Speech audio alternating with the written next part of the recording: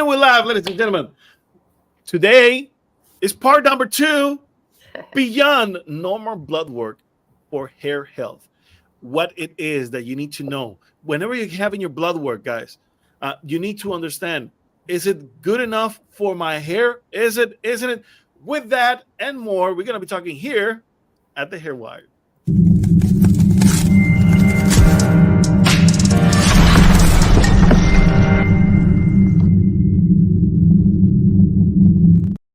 Let's do this, guys. Welcome, welcome, and welcome to the Hair Wire, the place where you, my friends, get hair smart. I'm your host, Sergio Cardona, alongside with Bisan Dipsy and Carrie Jarrett. How you guys are doing? Good. Doing fantastic. Thank you for asking. Hey, Carrie, you are in a new location in Canada right now where you can actually breathe air. I can. There's been a lot of fires where I am, and we're actually here visiting in Toronto, visiting my in-laws. But yeah, it's nice. We have blue skies. It's been gray skies where I am because I don't know if you guys know Canada. I'm in the Canadian Rocky area, and Jasper and most BC and Alberta is under fire. Yeah, so it's been very smoky. That's why I sound like this. But yeah, we're here visiting, and it's nice to get blue skies and that's the vitamin D going. Yeah. Some room to breathe. Some room to breathe. Yeah. I mean, the fires over there. That's crazy. That's crazy. Thank God that at least you move a little bit, and now you are in an area where at least you're not affected by the smoke. How long is it guys are gonna be there for a couple of days? Then you're going back to the smoke. Yeah, we're here until the 14th, so we're here for another week. But yeah, back home, it's a lot of tragedy right now. There's a lot of people who've lost their homes, and if you know the Canadian Rockies, we're known for Banff and Jasper. Jasper is been a significant spot for many people, especially where I live, where we'd go on vacation and go hang out. And Jasper the bear is kind of that staple bear you take a picture of every year that you go there, and all of it is gone. So it's been quite heartbreaking.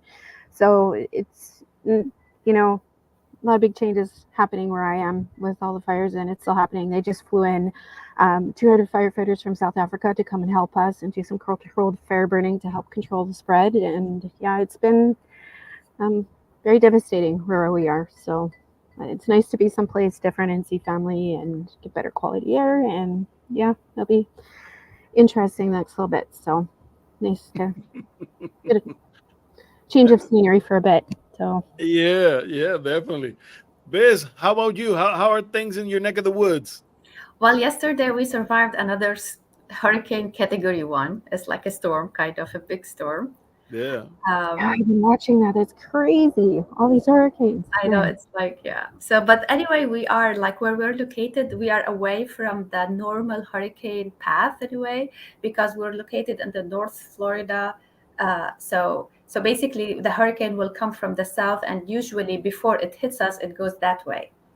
So we're always on a hurricane watch, but what we'll get a lot of rain and a lot of heavy wind.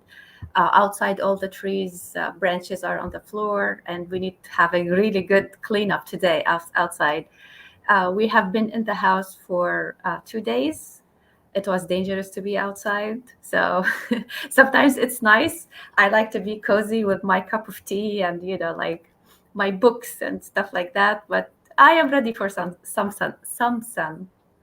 Not today, though. Maybe tomorrow. Hey, today is a good day. Today is a good day, guys. And even the weather is going crazy everywhere around the world. Hey, we got to talk about hair. Thank you guys again for tuning in. And today we're going to be talking about, those blood works. What do they mean? And how can I get a better perspective of what is the best for my hair? Because you guys, you have to realize that, unfortunately, as we discussed last week, blood works, they use range. And those ranges vary upon, what's the average on the population. But what's average on the population does not necessarily good for your hair. So, Carrie, I want to start with you. What do you think about this, and why there's so much people upset? And they go to the doctors and they be like, "Oh, my blood work is normal. Why do I still have hair loss?" Do you get that? Yes, I get that often. Quite often, especially Yeah, yeah, you could lose with hair. How do I even start?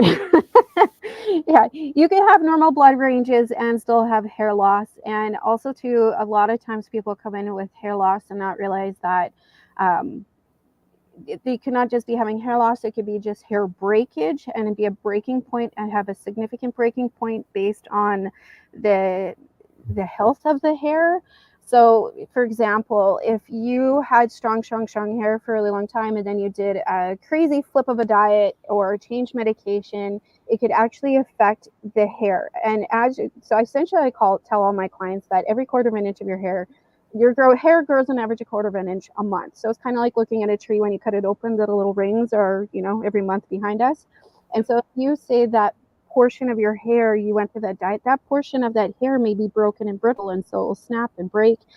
So yes, you could be healthy at that time frame right now with your blood work, but if you're still losing hair and having hair at that weak brittle breaking point of when you had the blip in your system, you're going to have significant hair shedding from the breakage. So it's really understanding hair, and as a trichologist, that's what we're trained to investigate and see what's happening and so forth. You could also too have really good blood work, but there could be also a change in weather. There could be a change in your health or your age as well that could cause hair thinning and hair loss. There's a lot of factors when it comes to blood work. So I don't know. Definitely. Now, Biz, going back to you. You gave us a good stuff last week, and we were talking about this. Now, um, we wanted to, go into the values. What type of values should I be looking at, and particularly what do they mean? What do they mean?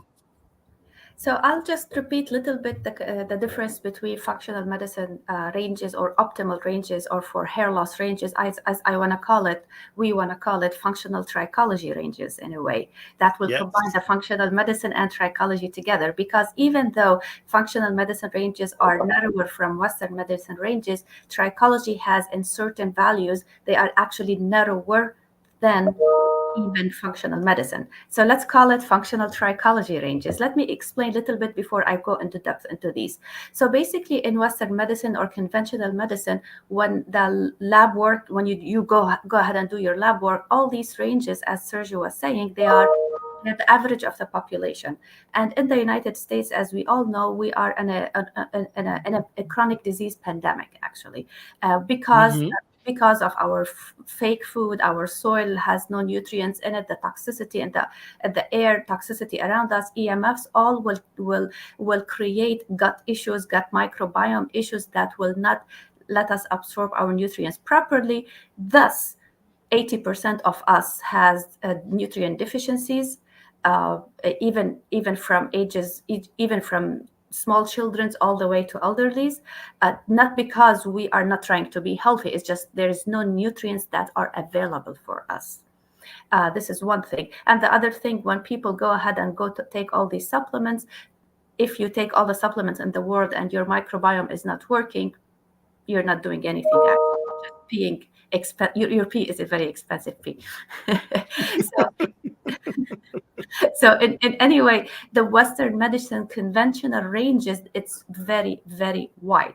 Now, when let us say, let me give you just one example to show you how functional trichology is different. Let us say vitamin D. Vitamin D, we all know that vitamin D is very essential for your health to begin with, for the Mm-hmm. health of your hair. Vitamin D actually is a hormone. It synthesizes, it's actually one of the precursors of most of our hormones in our bodies. Vitamin D is not a vitamin only, it's actually a hormone synthesizer. And unfortunately, many insurances do not cover the vitamin D for some weird reason. Uh, Yeah. but for so yeah so anyway, vitamin D in conventional Western medicine, the values for it, the normal value is from 30 to 50, or to 60, sorry, from 30 to 60. That is the normal value. In functional medicine, the normal value for vitamin D, for you able to be synthesizing hormones that your body needs, is actually from 50 to 80 nanogram per deciliter. See the difference? Yep. Now, when it comes to hair, to have optimal hair and reverse your hair loss, your vitamin D should be above 70 nanogram per deciliter.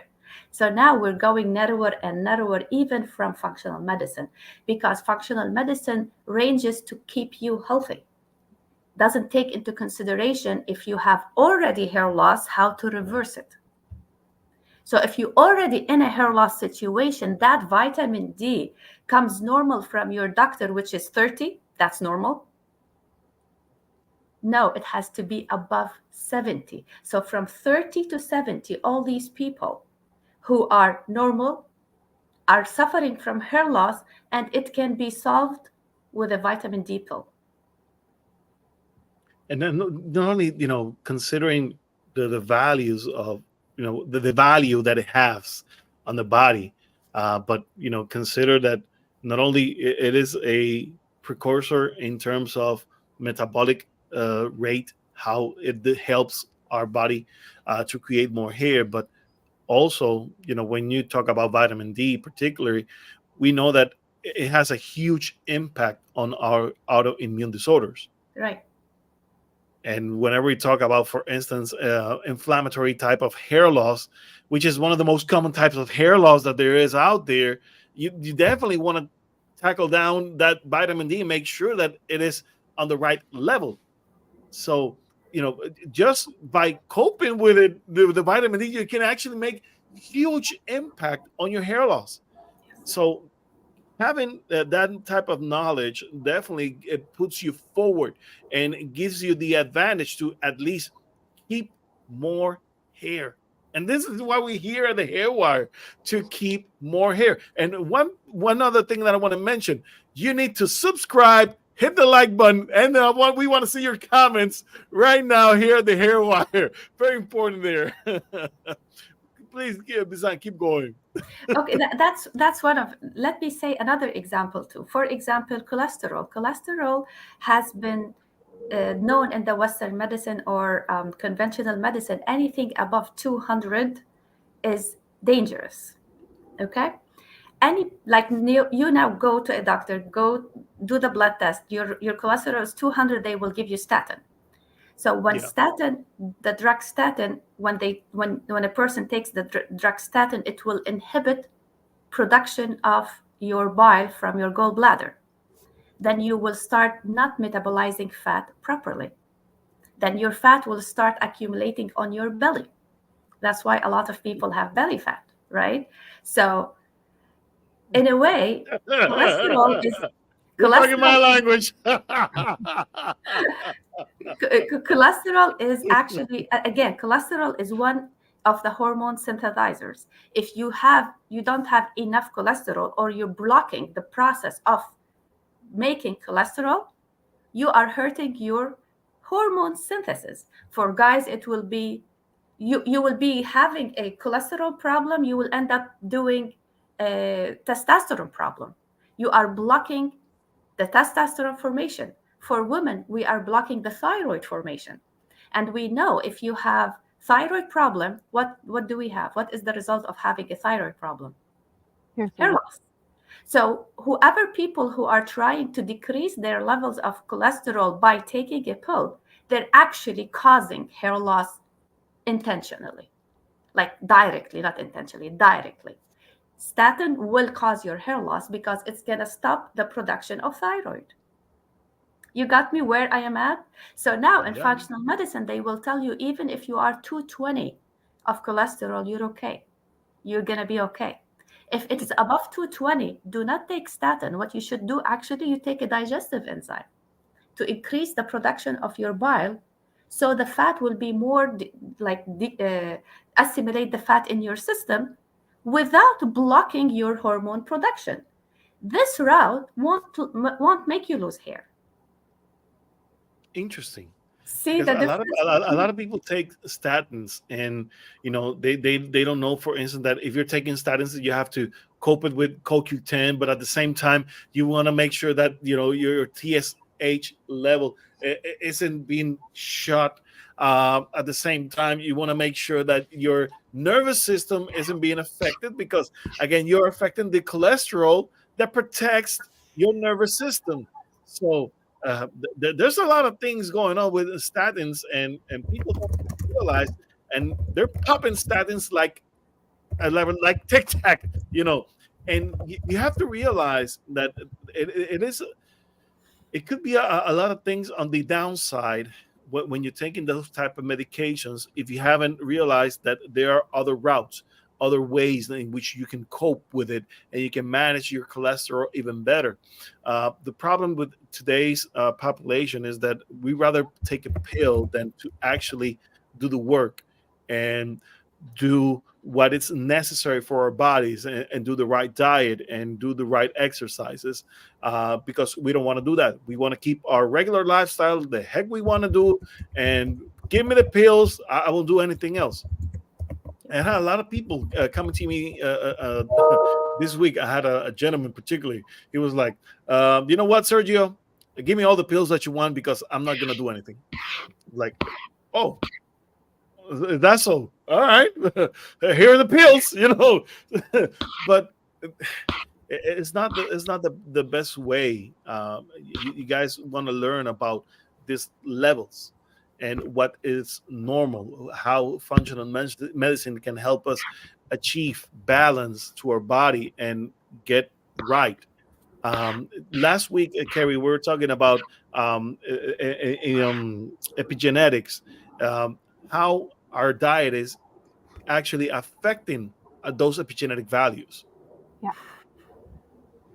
yeah, absolutely. The sorry, got bug in my eye. That's what happens when you go on the outside. Right? This is live, guys. This is live. Yeah, it's very important to understand the epigenetic values. It all has a big role. You guys got to go watch that video because it's going to explain that, and we don't need to go into that even further. But yeah, you have to do the work. You have to put it in. You have to understand you and your body. And the thing is a lot of the blood work that we see to you guys is a general. It's not for, it's the general population. We are looking at blood work based on you specifically and based on what we're trying to fix for you, which is your hair loss. And so, that's why it's so significant to understand. So, yeah. Also, no, don't worry.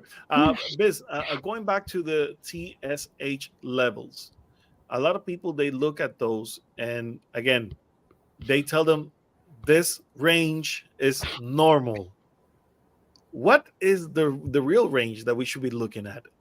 So for TSH, is a thyroid stimulating hormone. The functional medicine range is 0.5 to 2 micro per milliliter. Let me just see what is the Western medicine range, because I don't know it. Western medicine range.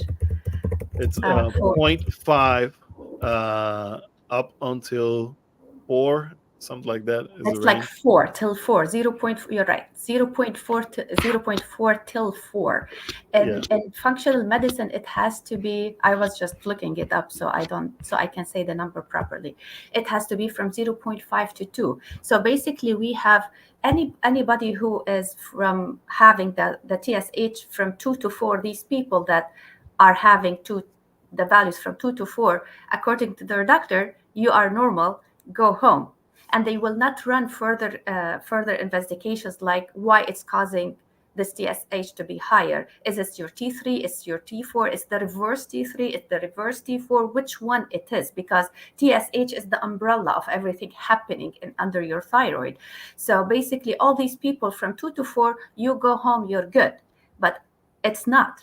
It's not good, especially if you are experiencing hair loss. If you're not experiencing hair loss, you may get away with it for a couple of years if you are under 40. But also when you're above 40, when you're starting the hormonal imbalances in your body, the first thing is going to kick in is problem in your thyroid, because like in your 20s and 30s, all your TSH values came back normal, but you didn't do anything about it. However, if you take these values and compare it to functional medicine values or optimal values, even if you're not having any hair loss problem, we're not talking about hair loss yet, just normal health, and it is actually above 2, then there is a problem, either overproduction or underproduction. Something is not right, and you have to address it, right? So this is and when it comes to hair loss, when you are above 2, you're going to have hair loss, and you go to your doctor, it will tell you it's normal. You have no idea why you're having hair loss. You're going to go ask all the people in the world on Facebook, I'm having hair loss, I don't know why, I don't know why, I'm crying every day. Now you are stressed out because your hair is falling and your blood works is normal, and nobody can figure it out. And you can go start all you can spend $2,000 a month on supplements, and it is only wrong reading. Wow. Wrong reading. And that's a huge problem, because again, when we do not understand the values, and of course, I mean, I go to my general practitioner and he will read out the labs, and his concern will be based upon, my general health. As long as I'm not needed to go to a emergency room, and everything is, Yes. we can manage it, we can work with it, and that's about it.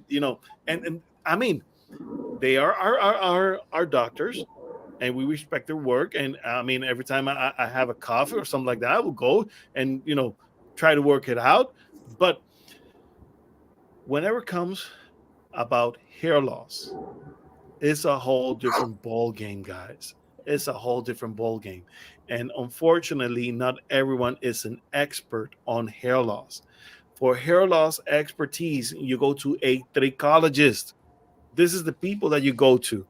And unfortunately, not every trichologist out there are doing the work that they're supposed to be doing. Unfortunately, Or they're not I trained have, the yeah. same way.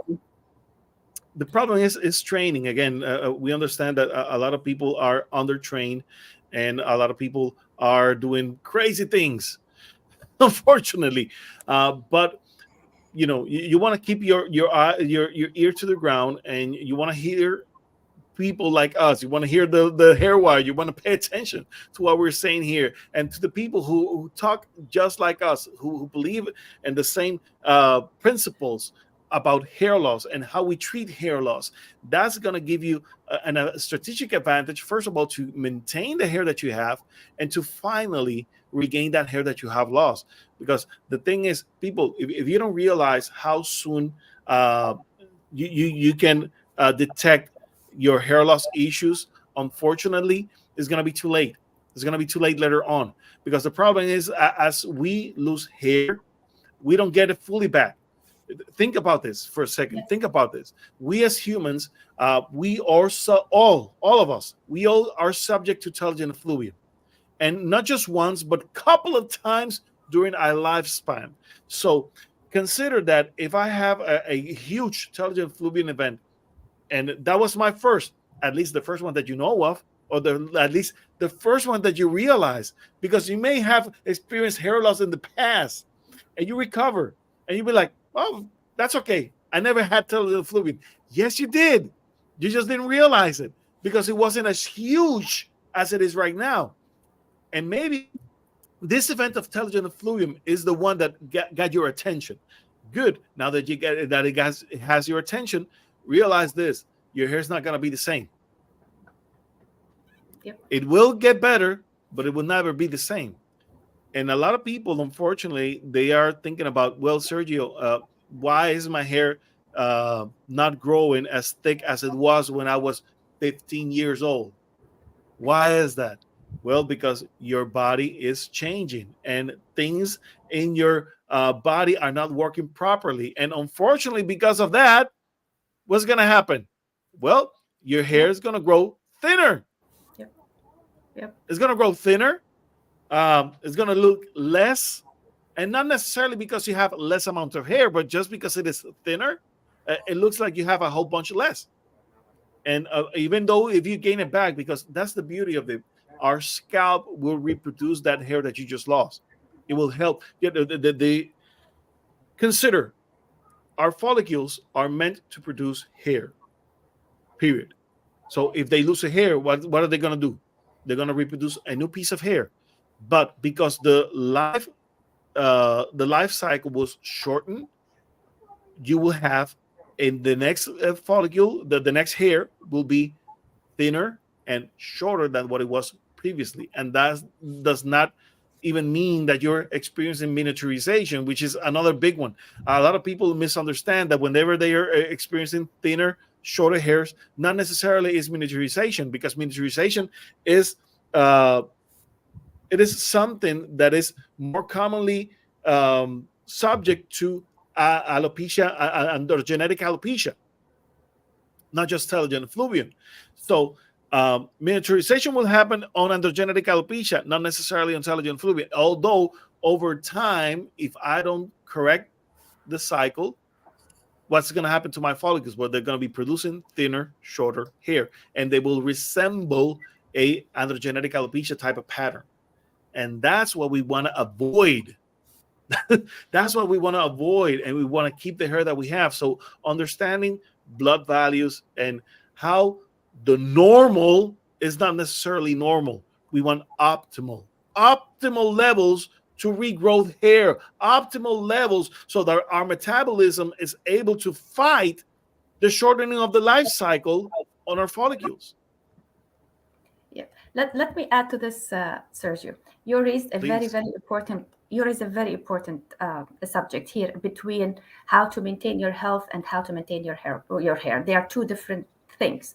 So in Western medicine and conventional medicine, they want us to be not to be healthy. They want they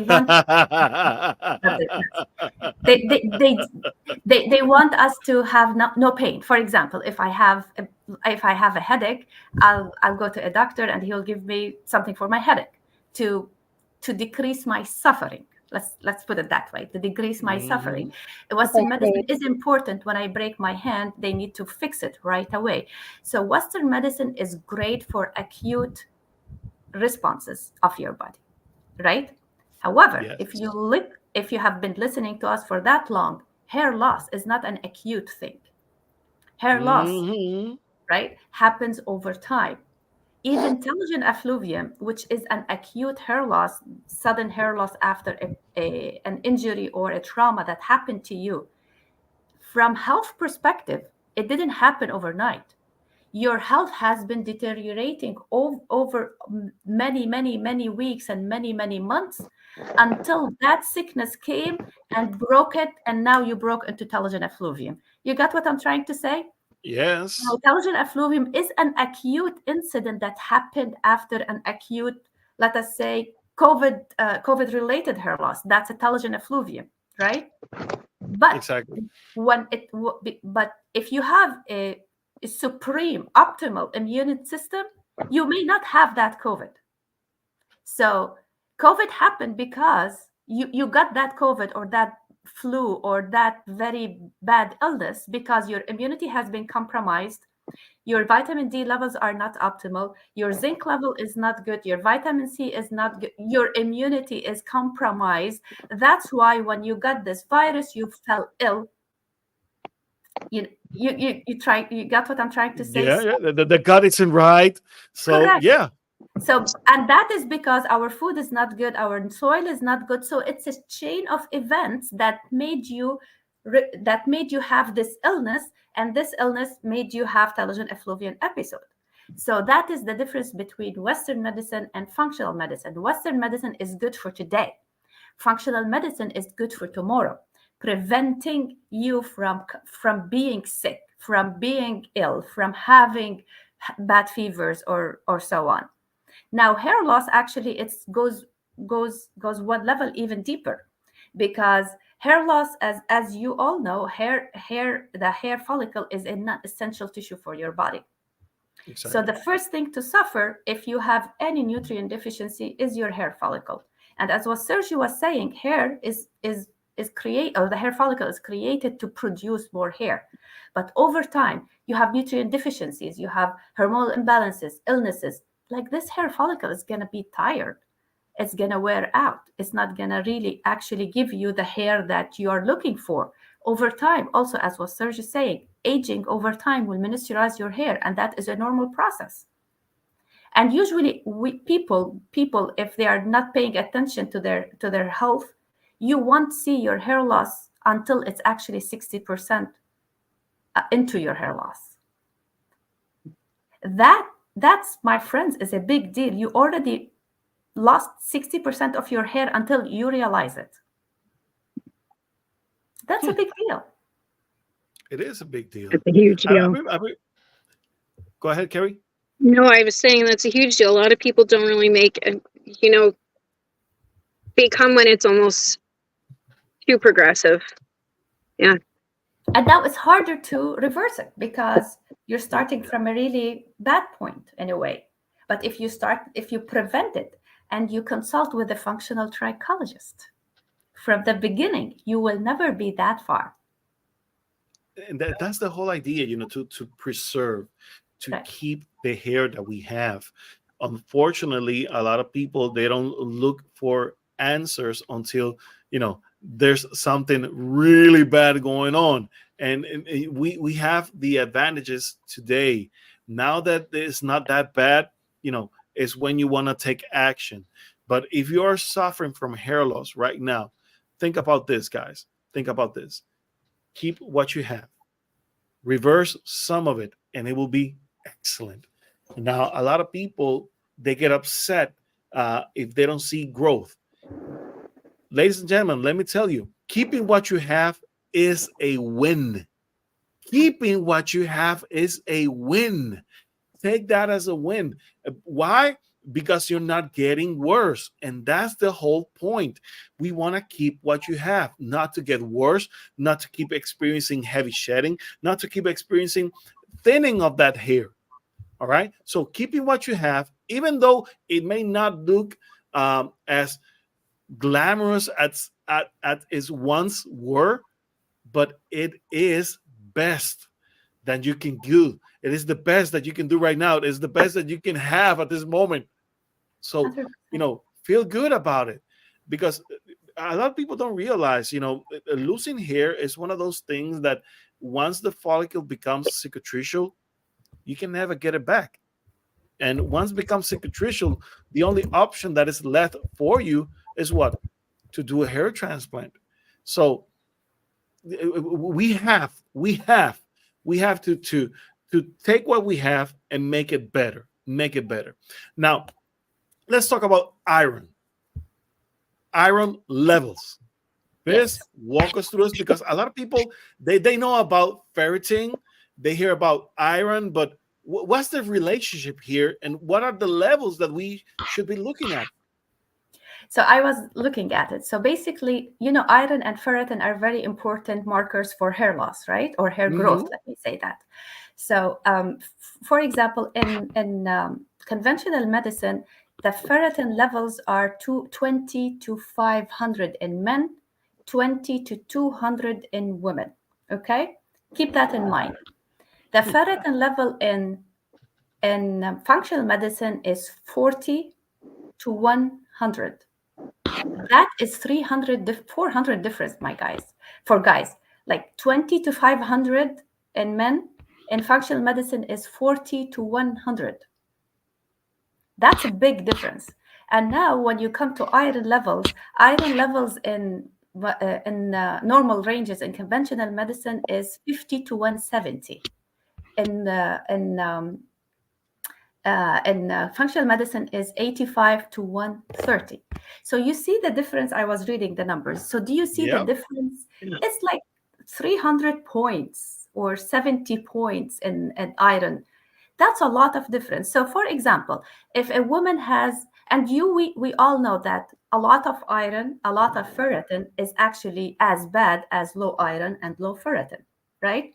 It's actually equally bad. They're gonna both affect your hair loss. So let me read this for you. So we said that the iron level for functional medicine is 85 to 130.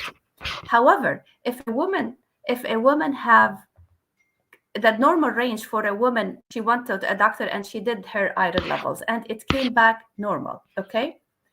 When it came back normal and it is higher than functional medicine, you know what happens to her hair? She's gonna start losing her hair. Do you know why? Let me. I'm just looking for something here. It's gone anyway. Do you know why? I'm just reading labels. I mean numbers. I can't memorize numbers. You know why? Because high iron levels in your blood will gonna cause you inflammation. Inflammation causes hair loss. It's gonna cause nutrient absorption problem. When you have high levels of iron, you're not gonna absorb copper and zinc properly. And we all know if you have no copper and zinc, you don't have zinc, you don't have immunity, you don't have copper, you have white hair or gray hair, right?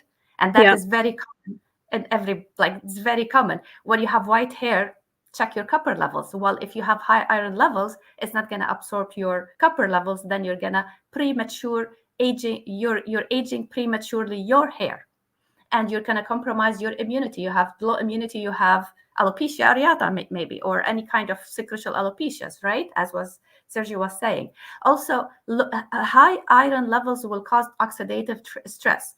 And when oxidative stress means that you have a lot of free radicals roaming around in your body, just damaging all the tissues, damaging everything going on. Your body is under overload. Your body is trying to protect itself. We'll forget about hair for now. So you ended up with little bit of iron level that is higher than what it should be optimally, and you have no idea because your doctor said you're good, because the difference is they are 300 points.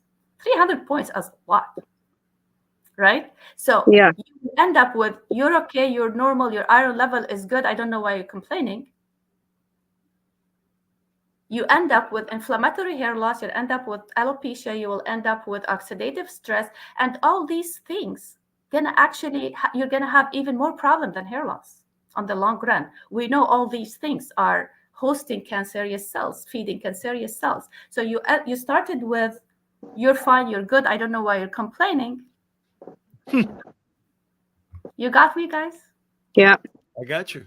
Got you. Can you talk about too, Visan, the importance of when you should do blood work? I find a lot of times with blood work, a lot of people will take it around, during ovulation or, after they ran a marathon. Can we please talk about that? I find, especially where I am, I have a lot of people who will come and have issues and I'm like, well, what happened to you last week? What happened to you that your blood reported that way? Yeah, please go into It's that. I'm so glad you said that. It's a very, very, very important part of your blood work. And people do not realize that, and no doctor will tell you when to do it and what is the optimal time to do it. Doctors will tell you, I wrote you a blood work, go do it, right? And Yeah. we don't know, we go do it, right? And Yeah. my God, and the results will came back all messed up, and it will be not actually true reading. First of all, especially for women, when you want to do your blood work, you have to do it in your in between day 1 and day 3 of your cycle. Day 1 and day 3 of your cycle is the optimum time where your body released all the stress, released everything that is building up from your ovulation all the way to your period, coming your period. This is the day 1 to day 3 is the optimum.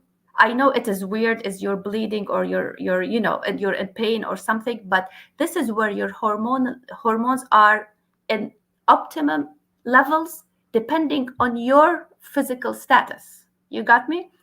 Your physical status. So when I am on ovulation, my progesterone will be super high. While I'm in my bleeding period, my progesterone is normal because I'm already done with all the processes that my body has to go through all my cycle until it get me to that point. Even this is true for TSH. This is true for your thyroid. This is true for all your hormones. And this is true for going backwards to your cholesterol, to your vitamin D, because all these are precursors to your hormones, right? All their metabolic things are precursors to your hormones. So when you go in your ovulation, where your hormones are preparing your body to get pregnant, this is not optimal normal you. Your cholesterol is off, your vitamin D is off, your iron is low, your progesterone is off. No. And then when you go, it's like, why I'm having all these problems? It's just because the readings is wrong. Now, when it comes to guys, Guys, they can go in any time, basically, because we cannot gauge. Guys go through cycles too, their hormonal cycles too. But since we don't have a physical evidence for guys, whatever cycle they are in, we don't know. But don't go as guys as concerned. Don't go when you are in a low mood. Testosterone is responsible for your mood. Testosterone is responsible for your showing up in the world. That's true for women too. This is why our testosterone is the best. It's in the day 1 to day 3 of our cycle, and basically first week of our cycle. Testosterone it's your I am here hormone, right?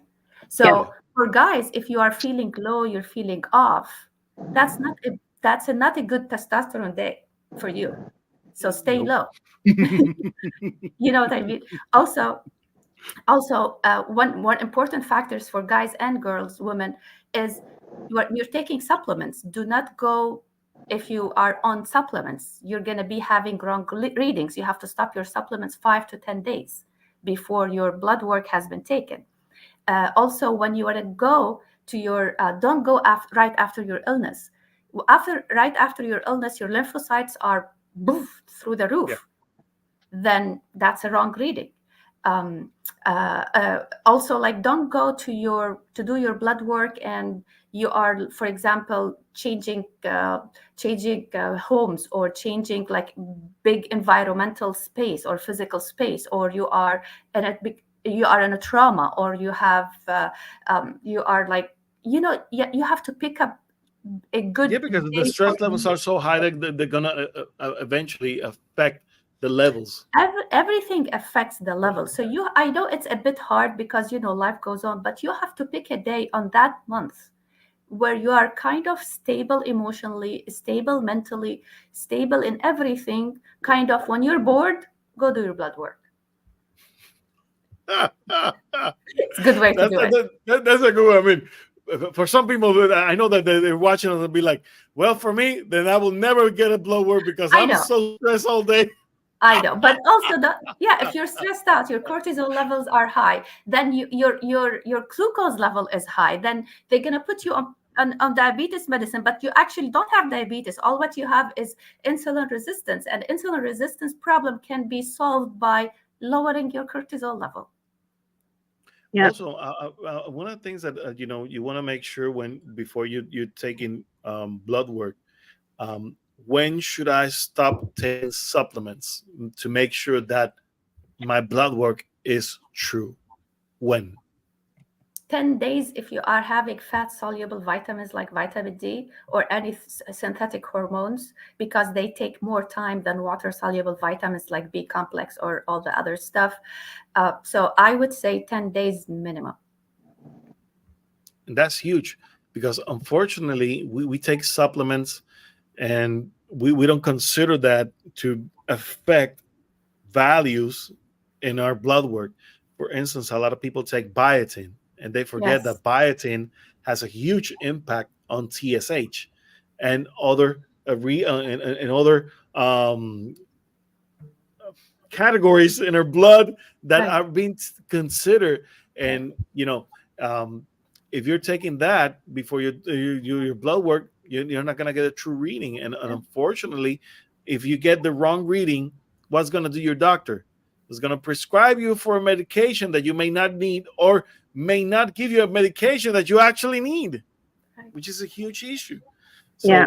So consider when to take your blood samples is a huge factor. Yeah. Carrie. Like some people say, sorry, just some people say 3 days is enough. 3 days is not enough. 3 days is enough if you're taking vitamin C or B complex. But what about the hormone precursors or the fat solubles? They need time to get out of your Vitamin system. E, vitamin D. Right. They need time. Yeah. You want to say something, Carrie? No, Sorry, I she cut you actually off. said what I was going to say. Yes. Sorry, when it comes to this is my area. This is what I'm good at anyway. So when it comes to this, I'm so passionate about it. And I keep telling people, I was like, all my clients, why I'm having hair loss. Well, I'm not gonna tell you why until I see your blood work. Then I'll tell you why. Then I'll tell you why and why and why and why and why and why and why and why and why. All the whys that you want. But I believe that I believe your gut health, your blood health is the biomarkers, or this is what is going to give us the answers for your hair loss. Yeah, I it's truly all believe that. it's yeah, it's all connected. And people It's don't realize that. yes. Very important. Those are the type of details that we want to share with you here at the Hair Wire, guys. Because again, you want to be smart about your hair, particularly when you go to a doctor and they send you for blood work. Well, excellent. You're going to have some blood work, but when you go to the lab to get that blood work, you have to consider what are you taking, your supplements, your vitamins. How many hours before you take your blood you had your last meal? That's something that a lot of people don't even consider. There's a reason why many of the blood work that are done, you have to be fasting for at least 10 hours, so that you're sure that the reading will be as true as possible. So same thing with the details that Bisan has been sharing with you. When in the month, for when in your cycle is the best time to go in. When after you're taking X amounts of supplements and vitamins, how many days in between do I need to leave out before? Those things you need to consider, because again, you want the best reading possible. And with that information, then we can build a treatment plan to help you, first of all, keep the hair that you have, maximize and optimize nutritional levels so that your output of hair growth will be maximum. And this is what we want, guys. This is what we hear at the Hair Wire. Anything you guys want to add before we leave? We need to wrap it up. Yes. No, We this is good? great. All day This long. I've been waiting for this topic, and and if you haven't watched, this is a continued discussion from last week's topic on blood work. So make sure you go watch that one because it's juicy, it's great, and very informative about blood work. So Super important, guys. Biz, this is your show. Thank you. Oh, thank you so much for letting me show you my passion and like say it passionately the way I love to do this stuff. Because this means a lot to me, and this is how I begin my health journey. I switched. I Western medicine unfortunately didn't give me answers for my hair loss. It didn't give me answers for my GI issues, and I had to go do it all by myself and research. And I did a lot of mistakes through the way, but it made me learn all this. And this is why we are here for you guys, to give you our experiences. First of all, our personal experiences, and also the experiences we have with our clients, because we see clients every day from different parts of the world. We all do virtual consultations, and with different kind of clients. Some clients are more data oriented, some clients are more shampoo oriented. Give me that shampoo that's gonna stop my hair loss. So all kind of clients. So we need to cater for all this, and we need to explain to them what we believe it's right to stop their hair loss with like most effective way possible. And thank you for letting me share all my passion with you guys. Sure. Thank you, guys. Thank you for tuning in. Remember, hit the like button, hit the subscribe, and of course, we want to see your comments. If you have any questions, please bring them up to us as soon as possible, and we're gonna be writing back to you with the best honest answer that we can. We're here to help you guys and to help you keep your hair.